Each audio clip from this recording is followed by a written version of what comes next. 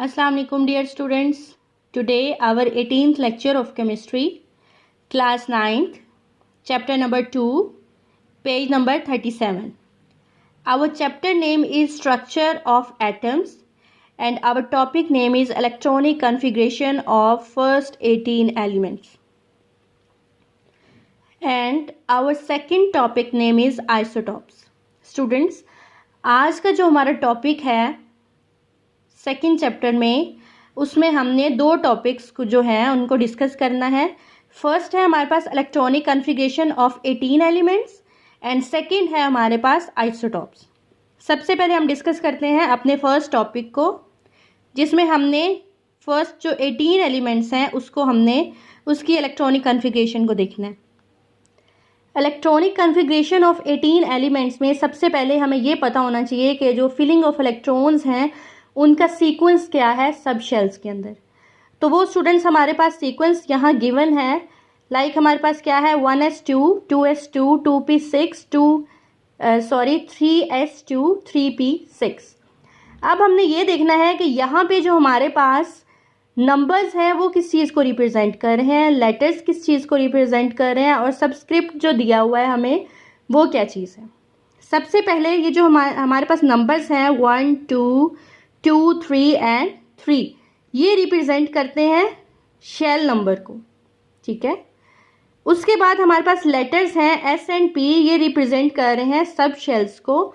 इसी तरह यहाँ पे जो सुपर सबस्क्रिप्ट दिया हुआ है वो किस चीज़ को रिप्रेजेंट कर रहा है, शो कर रहा है नंबर ऑफ इलेक्ट्रॉन्स को किसके अंदर, इन आ सब शेल. अब स्टूडेंट्स हमारे पास ये टेबल गिवन है electronic configuration of first 18 elements का. फर्स्ट 18 एलिमेंट्स कौन से हैं, पीरियोडिक टेबल में है, जिसको हम थर्ड चैप्टर में डिस्कस करेंगे. यहाँ पे हमारे पास एलिमेंट्स के नेम भी गिवन है, सिंबल्स भी गिवन है, एटॉमिक नंबर्स भी गिवन है और उनकी इलेक्ट्रॉनिक कॉन्फ़िगरेशन भी गिवन है. अब स्टूडेंट्स हमें पता होना चाहिए कि जो फर्स्ट 18 एलिमेंट्स हैं उनके नेम क्या हैं.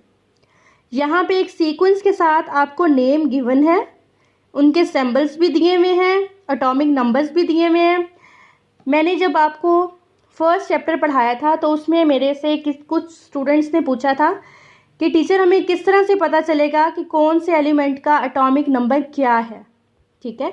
तो मैंने आपको बोला था कि जब हम नेक्स्ट चैप्टर डिस्कस करेंगे, चैप्टर नंबर 3 डिस्कस करेंगे, तो आपको बताऊंगी कि एटॉमिक नंबर्स जो हैं वो कहाँ से आपने याद करने.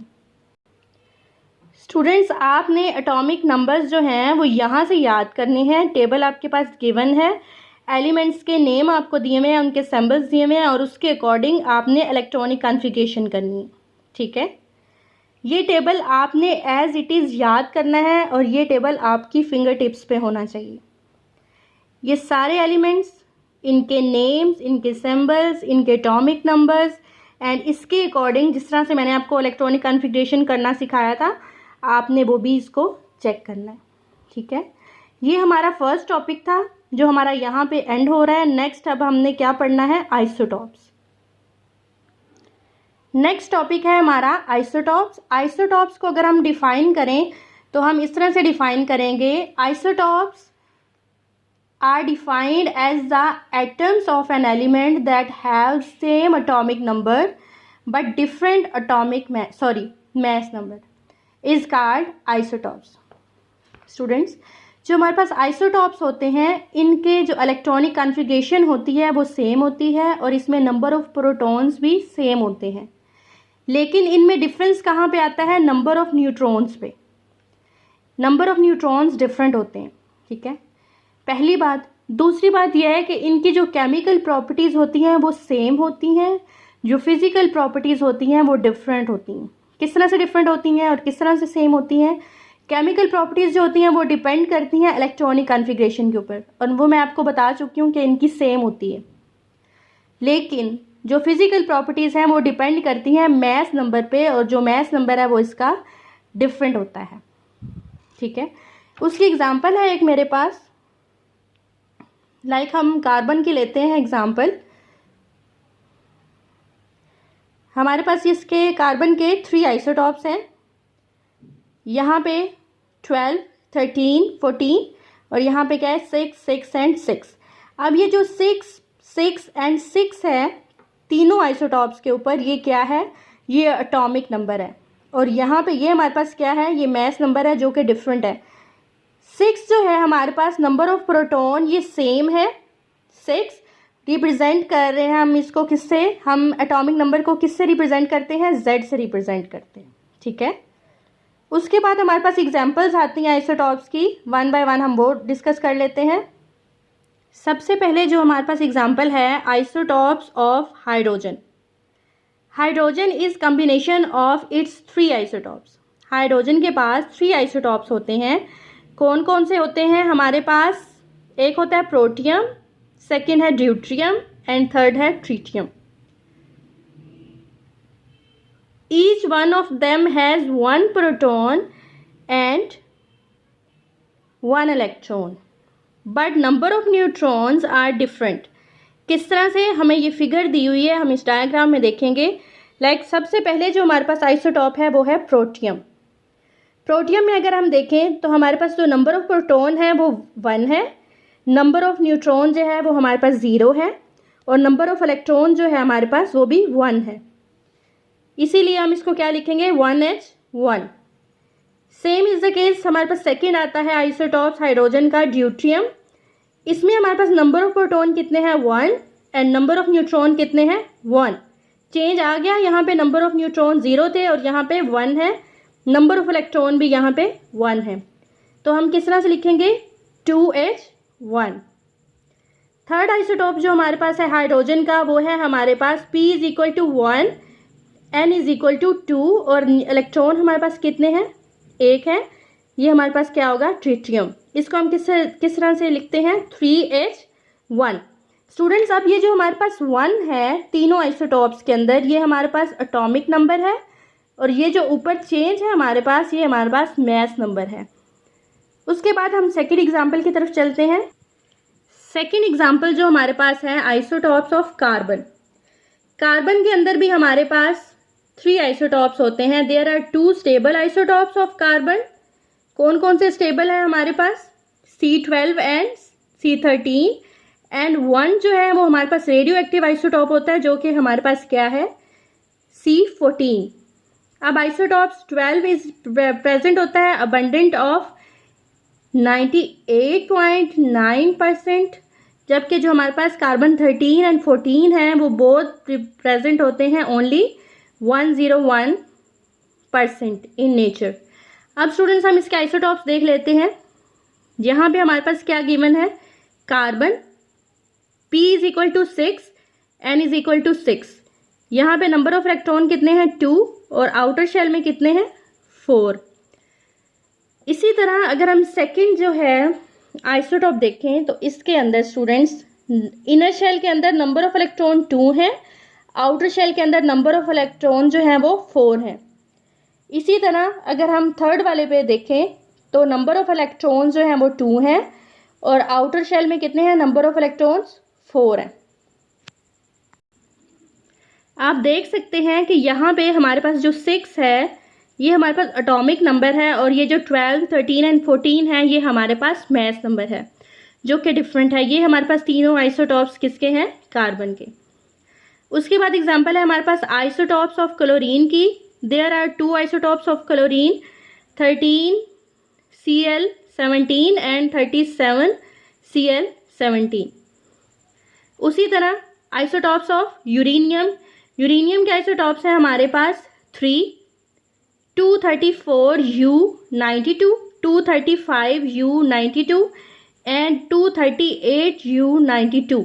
अब ये जो हमारे पास 92 है ये हमारे पास स्टूडेंट्स क्या है, एटॉमिक नंबर है, और ये जो चेंज है हमारे पास जो डिफरेंट है वो हमारे पास क्या है, मास नंबर है।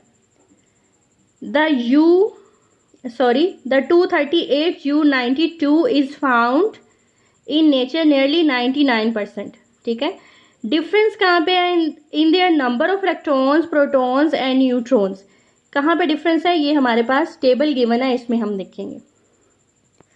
हमारे पास ये टेबल गिवन है और इस टेबल में हमारे पास सिंबल्स दिए हुए हैं, एटॉमिक नंबर्स दिए हुए हैं, मास नंबर्स दिए हुए हैं, नंबर ऑफ प्रोटॉन्स हैं और नंबर ऑफ न्यूट्रॉन्स हैं। आपको यहाँ से क्लियर हो जाएगा कि कौन से वाले जो एलिमेंट्स हैं उसका जो आइसोटॉप है उसमें डिफरेंस कहाँ पे आ रहा है। ठीक है, सबसे पहले हाइड्रोजन है, इसके तीनों आइसोटॉप्स लिखे हुए हैं, कार्बन के लिखे हुए हैं, क्लोरीन के लिखे हुए हैं, यूरेनियम के लिखे हुए हैं। यहाँ पे इनके एटॉमिक नंबर्स लिखे हुए हैं, यहाँ पे मैस नंबर्स गिवन है। आप देख सकते हैं डिफरेंस कहाँ पे आ रहा है। नंबर ऑफ प्रोटॉन्स मेंशन है और नंबर ऑफ न्यूट्रॉन मेंशन है। ठीक है स्टूडेंट्स, ये हमारा जो आइसोटॉप्स वाला टॉपिक था ये यहाँ पे कंप्लीट हो रहा है, जिसमें हमने एग्जांपल्स पढ़ी हैं। अब हमारे पास कुछ एप्लीकेशंस आती हैं आइसोटॉप्स की। ठीक है, उसमें हमने यूजेस देखने हैं। इसके यूजेस देखने हैं हमने स्टूडेंट्स। इसमें सबसे पहले हमारे पास आता है रेडियोथेरेपी। ठीक है, सेकेंड हमारे पास trace for diagnosis and medicines. ठीक है, उसके बाद हमारे पास जो रेडियोथेरेपी है वो क्या होती है, ट्रीटमेंट ऑफ कैंसर के ट्रीटमेंट में यूज़ किया जाता है। उसके अलावा रेडियो एक्टिव आइसोटॉप्स जो हैं ट्रेस किया जाता है डिफरेंट काइंड्स ऑफ ट्यूमर्स को इन ह्यूमन बॉडी। ठीक है, ह्यूमन बॉडी में डिफरेंट काइंड्स ऑफ ट्यूमर्स को जो डायग्नोज किया जाता है और उसकी मेडिकेशन की जाती है। Archaeological and geological uses. Archaeological क्या होते हैं हमारे पास, पुरानी चीज़ें, ओल्ड थिंग्स। ठीक है, हम रेडियो एक्टिव आइसोटॉप्स की हेल्प से एस्टिमेट कर सकते हैं फॉसिल्स की एज का, कि वो चीज़ कितनी पुरानी है, कब उसकी डेथ हुई थी, किस तरह से ये एनिमल था, स्टोन था, प्लांट था, व्हाटएवर। फोर्थ है हमारे पास chemical reaction and structure determination. हम केमिकल रिएक्शंस जो हैं उसमें भी यूज़ करते हैं और स्ट्रक्चर को डिटरमाइन करने के लिए भी यूज़ किया जाता है। उसके बाद जो फिफ्थ है हमारे पास वो है application in power power generations में यूज़ किया जाता है। किस तरह से जनरेट किया जाता है इलेक्ट्रिसिटी को, by carrying out controlled nuclear fusion reactions. Students, ये आपके यूजेस हैं जो आपने याद करने हैं। आइसोटॉप्स को हम कहाँ कहाँ पे यूज़ करते हैं, किस किस तरह से ये हमें हेल्प करते हैं, आपको एक दफ़ा ये पढ़ना है। ये बहुत इजी है, जहाँ से आपको समझ नहीं आएगी आप मेरे से पूछ सकते हैं। यहाँ पे हमारा सेकंड चैप्टर कंप्लीट हो रहा है। किसी भी किस्म का कोई भी क्वेश्चन हो, किसी भी टॉपिक की, किसी भी पॉइंट की समझ ना आई हो, तो स्टूडेंट्स आप मेरे से पूछ सकते हैं।